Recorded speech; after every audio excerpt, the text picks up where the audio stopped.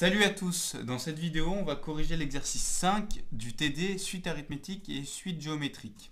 Donc dans cet exercice on nous donnait une suite UN définie par une relation de récurrence ici, donc UN plus 1 en fonction de UN, et bien sûr vu que c'est une relation de récurrence, il faut qu'on ait un point de départ. Donc on nous donnait aussi que U0 est égal à 1. Donc là le but de l'exercice c'est d'exprimer une relation de UN en fonction de n, donner la forme générale de UN, sauf qu'avec ce qu'on a vu, bien là, mon UN, elle n'est pas géométrique. Arithmétique, pardon. Elle n'est pas arithmétique.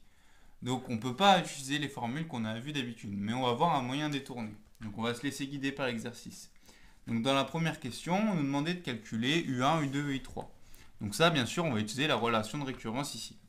Donc U1, c'est 5U0 divisé par 2U0 plus 5. On remplace n par 0 de partout. Comme ça, à gauche, on aura U1 et à droite, bien sûr, on remplace n par 0, ça nous donne U0. Donc U0, il vaut 1. Donc au final, ça nous donne 5 divisé par 2 plus 5. Et ça, du coup, ça nous donne 5 septièmes. Maintenant, pour U2, eh bien, pareil, on remplace n par 1 ici pour avoir U2 à gauche.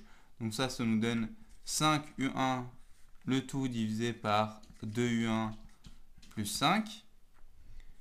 Donc si on remplace U1, c'est 5 septièmes, donc ça fait 5 fois 5 septièmes. Le tout divisé par 2 fois 5 septièmes plus 5. Et ça, la calculette, on voit que ça nous donne 5 neuvièmes. Et enfin, U3, on fait pareil, donc on remplace n par 2 ici, donc ça nous donne 5 U2, le tout divisé par 2U2, plus 5.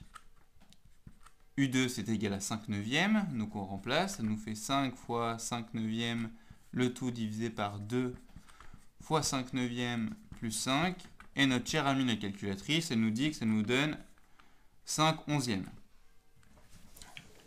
Donc là, dans la question B, on nous demandait de déterminer si la suite UN était arithmétique.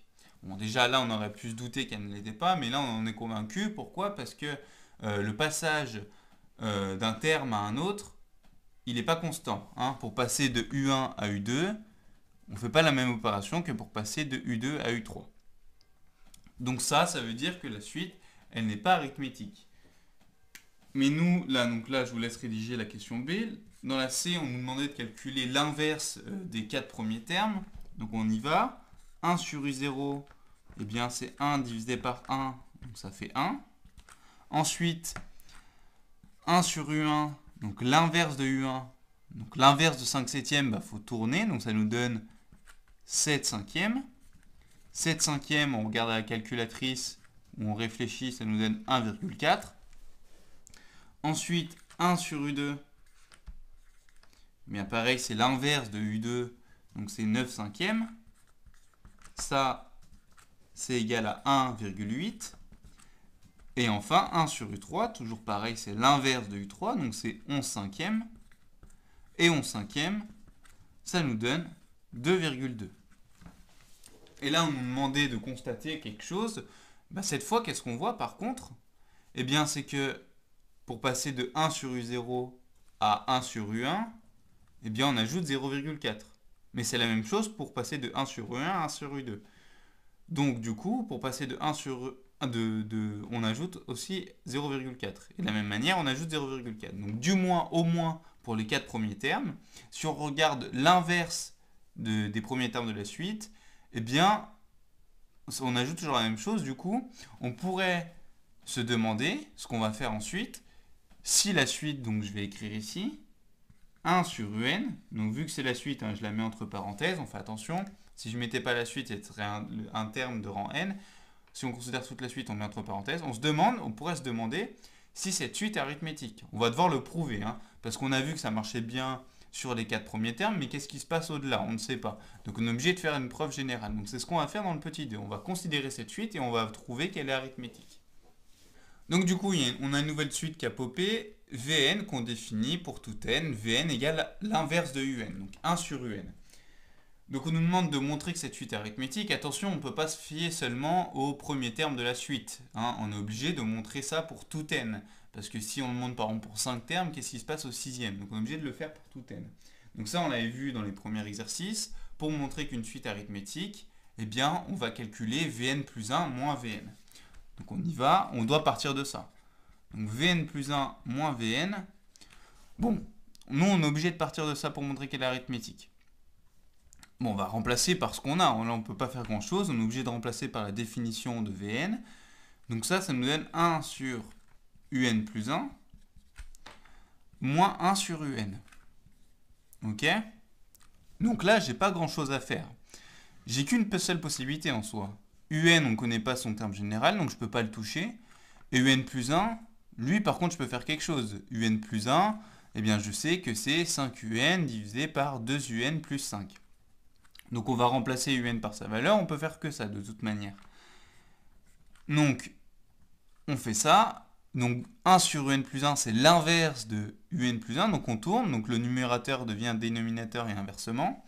Donc ça nous donne 2un plus 5, le tout divisé par 5un. Ok, ça c'est une propriété des fractions qu'il faut savoir. L'inverse d'une fraction, bah, on échange le numérateur et le dénominateur. Du coup, moins 1 sur un, lui il est toujours là. Et donc cette fois, nous on veut faire des calculs, donc là on n'a pas beaucoup de choses à faire, on est obligé, si on veut faire la soustraction de ces deux fractions, eh ben, on est obligé de les mettre sous le même dénominateur. Donc ici on ne touche pas, et pour le mettre sur le même dénominateur à droite, bah, ce qu'on fait, on multiplie par 5 en haut et en bas, donc ça, 1 divisé par un, c'est aussi 5 divisé par 5un. Et maintenant on a le même dénominateur, donc on peut regrouper.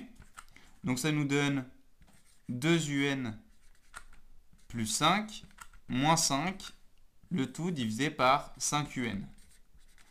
Donc au final, ça c'est égal à 2un, le tout divisé par 5un. Et donc les un ils simplifient. Et donc ça nous donne 2 cinquièmes. Donc du coup, on a trouvé que... Donc on remonte là maintenant, une fois qu'on a fini ça, on ne peut pas aller plus loin dans le calcul. On a vu que, là du coup, que pour tout n, Vn plus 1 moins Vn, c'était égal à 2 cinquièmes. Ok, c'est important, ça ne dépend pas de n. Ce qu'on a trouvé ne dépend pas de n, c'est constant. Donc autrement dit, là, Vn plus 1 moins Vn, ça représente quoi? C'est comment on fait pour passer de Vn à Vn plus 1. Du coup, là, ça nous dit quoi? C'est-à-dire que pour passer de Vn à Vn plus 1, eh bien, faut ajouter 2 cinquièmes. Donc ça, si vous regardez, hein, ça fait 0,4. Donc c'est bien ce qu'on avait observé sur les premiers termes. Mais là, on l'a prouvé pour tout n. Donc, petite phrase de conclusion, n'oublie pas, Vn est arithmétique. Et on n'oublie pas entre parenthèses, hein, parce qu'on considère toute la suite. Petite remarque, on l'a passé sous silence jusqu'ici, parce que je pense que la plupart d'entre vous n'ont pas fait attention, mais dans l'énoncé, juste avant la première question, on nous disait que un était strictement positive. Ça, c'est important, par exemple, ici, en fait, pour pouvoir considérer 1 sur un, eh ben, elle n'a pas le droit d'être égale à 0. Okay, c'est pour ça.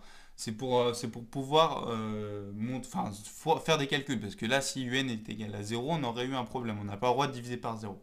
Donc c'était pour ça que dans l'énoncé, on nous donnait ça. Donc maintenant, on va essayer de se raccrocher à notre suite un. Donc du coup maintenant, on sait que la suite Vn est arithmétique, donc on peut écrire son terme général. Donc pour ça on a besoin de sa raison.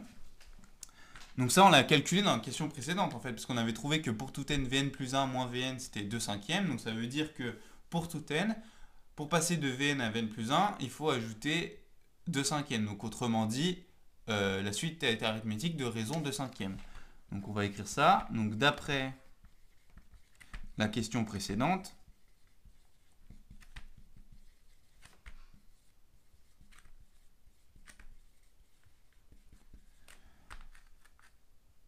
R égale à 2 cinquièmes. Vous pouvez écrire 0,4 si vous préférez, mais moi je trouve ça plus beau sous forme de fraction. Et il ne faut pas que ça, hein. On a vu une suite arithmétique, pour définir son terme général, il faut avoir la raison, mais aussi il faut avoir le terme initial. Donc, et du coup, V0, on l'a pas encore, mais V0 c'est quoi? C'est 1 sur U0.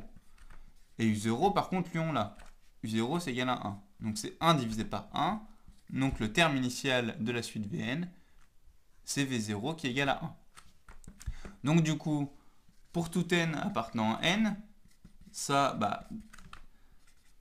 dans notre cours des suites arithmétiques, on sait que Vn, c'est égal à V0 plus n fois la raison. Donc si on remplace, ça nous donne 1 plus 2/5 fois n. Ok? Et donc, voilà la suite pour Vn, mais là, nous, c'est un moyen détourné. Ok?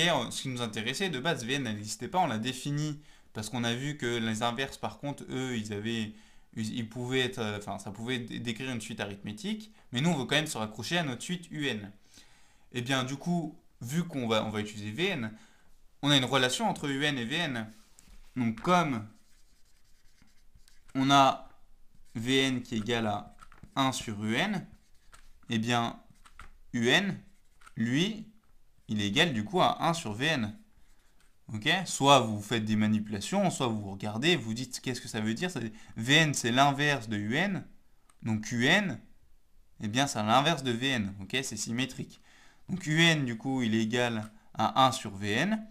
Et donc, du coup, nous, on veut une expression générale pour un, sauf qu'on l'a pour Vn. Donc, il suffit de remplacer ici. Donc, pour tout n